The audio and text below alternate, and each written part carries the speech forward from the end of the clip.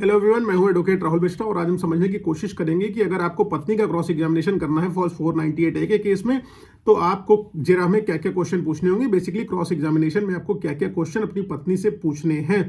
देखिए, कोई भी 498A का केस होता है तो पत्नी क्या करती है, उसमें अपने रिश्तेदारों, फ्रेंड्स और फैमिली रिलेटिव्स को ही गवाह बनाती हैं। अब उसमें और वो क्या करती है, उसमें डेट और टाइम मेंशन नहीं करती। जब डेट और टाइम अपने वो FIR के वर्जन में मेंशन नहीं करती हैं तो उससे क्या पता चलता है कि इनके मन में चोर है। इनके मन में चोर है जो बेसिकली जो समय और तिथि का ध्यान नहीं रख रहा है, जो मतलब सारा जो घटनाओं का विवरण नहीं दे रहा। तो मतलब कंप्लीटली इससे पता चल जाता है कि जितना जो घटनाक्रम बनाया गया वो सब फर्जी है। तो उसने मैनिपुलेशन तक करके जो है घटनाक्रम को तैयार किया हुआ। अब बेसिकली आपको जिरा में ऐसे क्वेश्चन पूछने हैं कि जिससे मतलब जो है सामने वाली पार्टी चित हो जाए, आपको जो है सारे सबूत डिलेमा में आके वो दे दे खुद ही। क्योंकि क्रॉस एग्जामिनेशन बेसिकली एक रोल इंपॉर्टेंट है कि अगर कहीं मान लीजिए केस आपके विरुद्ध चल रहा है और आपके वकील ने अगर क्रॉस एग्जामिनेशन सही से कर लिया है तो केस आपके फेवर में पलट जाएगा। इसकी प्रोबेबिलिटी पूरी होती है कि अगर अप्रोप्रिएट क्रॉस एग्जामिनेशन हो गई, जहां पर आप केस हार रहे होते हैं वहां पर भी जीत जाते हैं।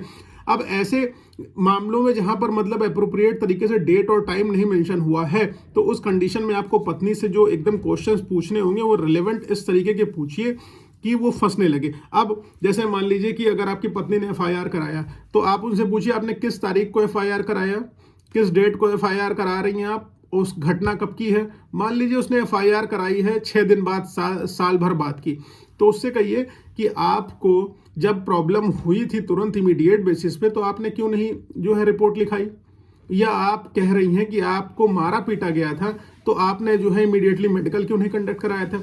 अब पहली चीज डिले इन FIR पे आ जाइए। डिले इन FIR, आपको मारा पीटा गया, आपको घर से निकाल दिया गया, 1 साल बाद आप FIR लिखा रही, तो इस डिले का आपको बेनिफिट ऑफ डाउट मिल जाएगा। कोर्ट कहेगी ये शायद ये झूठ बोल रही है, क्योंकि अगर इसके साथ घटना घटी, डिले इन FIR कराई, मान लीजिए ये मानसिक रूप से परेशान थी, अगर ये डिस्टर्ब थी, इसके साथ ये घटना घटी, तो इसके घर वाले तो नहीं थे ना, घर वाले, फ्रेंड, रिलेटिव जो गवाह हैं आज की डेट में, वो FIR लिखा सकते थे इसके बिहाफ पे। और इसको जब चोट लगी हुई थी तो मान लो इसके कट थे, बॉडी पे मार्क्स थे, और इसने मेडिकल इतने दिनों तक क्यों नहीं कंडक्ट कराया। मेडिकल नहीं कंडक्ट कराने के पीछे रीजन ये होता है कि कहीं ना कहीं उसके मन में मैनिपुलेशन चल रहा होता है कि घटनाक्रम उसने खुद से बनाया हुआ होता है, झूठ लिखाया होता है। तो आप पूछो डिले इन FIR पे, डिले इन मेडिकल पे क्वेश्चन पूछो। अगर डिले इन FIR का अप्रोप्रिएट रीजन वो नहीं दे पा रही है तो आप फंसा ले जाओगे। दूसरा, अगर आपका डिले इन मेडिकल है या मेडिकल नहीं हुआ है तो आप इसमें फंसा ले जाओगे कि चोट लगी है, मारपीट हुई है और आप डाउरी के लिए आपकी, और आपने मेडिकल नहीं कंडक्ट कराया, तो इसमें भी आपको बेनिफिट ऑफ डाउट हस्बैंड्स को मिल जाएगा। अब उससे पूछिए कि कोई भी घटना जो घटी है किस दिन घटी है, किस स्थान पे घटी है, और जब किस स्थान पे घटी है। मान लीजिए कि अगर उसने आपके रिलेटिव्स का नाम लिखाया हुआ है और रिलेटिव्स आपके डिफरेंट प्लेस पे थे और उसने सारे रिलेटिव्स को जर्नल एलिगेशन लगाया कि सब लोग एक साथ प्रताड़ित कर रहे थे।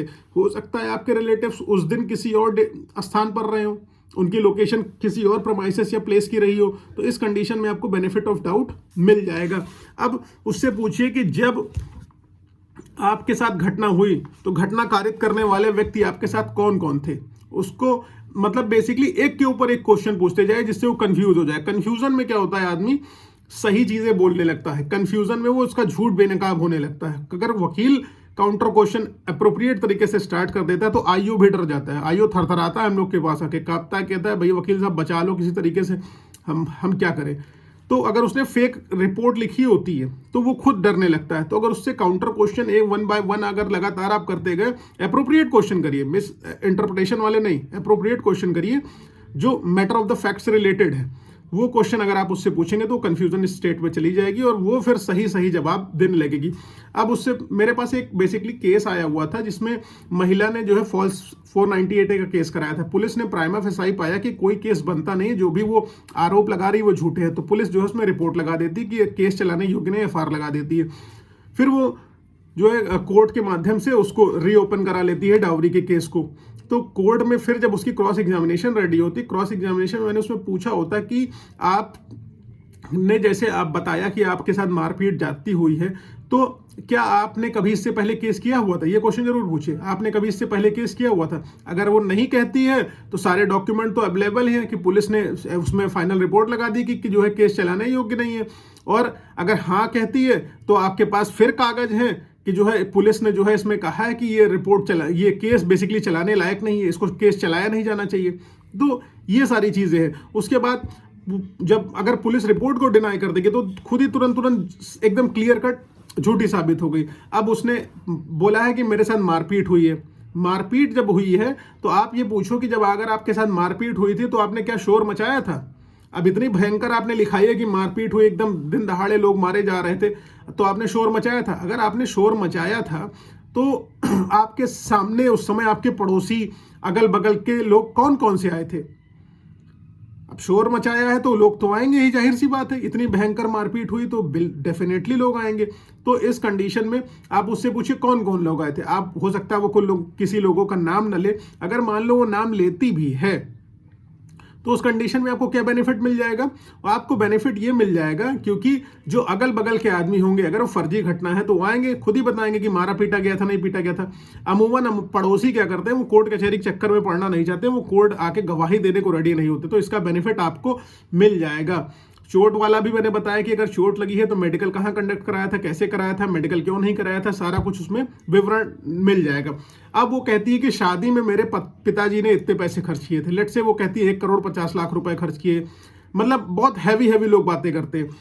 अब उसमें आप पूछो कि आपके पिताजी ने शादी में कितने पैसे खर्च किए तो बताएगी 1 करोड़ रुपए मान लो खर्च किए। 1 करोड़ रुपए मान लो खर्च किए तो वो बोलेंगे कि आपके पास क्या इसकी बैंक डिटेल कोई है, तो कहेंगी कैश था। बचने के लिए कैश कहेंगे कि मेरे पास इतना पैसा कैश था। तो क्या आपने ITR में अपने शो करा था, या बिजनेस के प्रॉफिट एंड लॉस अकाउंट में इसको शो करा था, PL बैलेंस शीट में इसको शो करा था? यहां पर क्या हो जाएगा, फिर वो फंस जाएंगे इनकम टैक्स के मैटर में।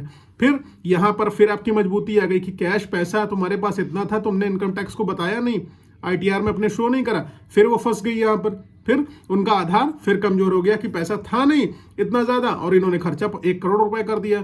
यहाँ पे फिर आपको बेनिफिट ऑफ डाउट मिल गया। तो मेडिकल डिले का बेनिफिट ऑफ डाउट आपको मिलेगा, आपको बेसिकली डिले इन FIR का डाउट मिलेगा, आपको बेसिकली जो है एविडेंसेस का जो है आपको बेनिफिट मिलेगा। तो क्रॉस क्वेश्चन में बेसिकली सेट ऑफ क्वेश्चंस यही पूछिए, रेलेवेंट तरीके से पूछिए कि वो एकदम फंस जाएगी तो सारे के सारे सही आंसर आपको दे देगी। क्रॉस एग्जामिनेशन में बहुत खराब क्वेश्चन नहीं पूछने, इसी तरीके से मिलते जुलते क्वेश्चन आप पूछिए कि अगर कोई हार्शनेस उसके मन में रही आपके फैमिली के प्रति तो वो फंस जाए उसमें। वो अगर फंस जाती है तो आपको इसका बेनिफिट ऑफ डाउट 110% मिलना है। ठीक है, अगर आप लोगों को समझ में आया है कुछ तो प्लीज़ लाइक शेयर सब्सक्राइब कर देना। और अगर आप मुझे सोशल मीडिया हैंडल्स पर मेरे जुड़ना चाहते हैं तो ट्विटर, इंस्टाग्राम, फेसबुक का लिंक मैंने डिस्क्रिप्शन बॉक्स में डाल रखा है। और मुझसे अगर बात करना चाहते हैं तो आप अपना स्लॉट बुक करा के मुझसे कॉल पर बात कर सकते हैं। कॉल्स एकदम फ्री ऑफ कॉस्ट नहीं है, you will have to pay some amount for that, then only I be able to talk you, क्योंकि हमें भी जेन्युइनिटी पता चले कि कौन जेन्युइन है कौन नहीं। आई होप क्लियर है तो लाइक शेयर सब्सक्राइब जरूर करना। Thank you so much. जय हिंद, जय भारत।